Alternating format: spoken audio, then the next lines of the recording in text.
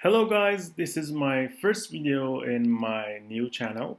I have another channel, but the language of that is not English, it's in Persian and not about programming. So this is my first video in my new channel about programming. I'm a junior React developer, and to confirm my knowledges and my studies, I want to share some complex things in a simple way with you in this channel. The main things that people explain about React is virtual DOM and real DOM. But I think many junior developers don't know that what they mean in the structure of files.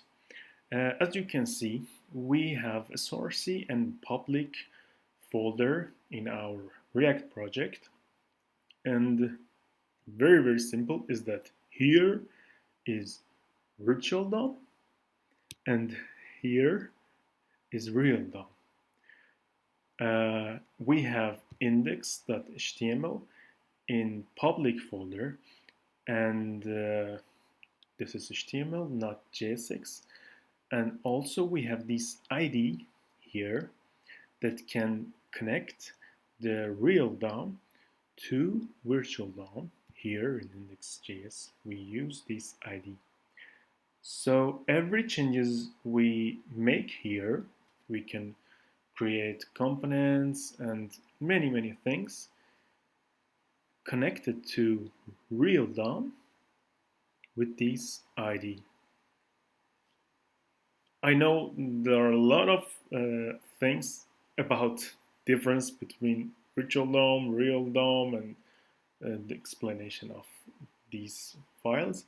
But you can search and find them. I don't want to say these things here in this video. I just want to show you that you can see public is virtual, is real, sorry, and source is virtual. Thank you so much. I don't want to explain more. Bye bye. Have a good day.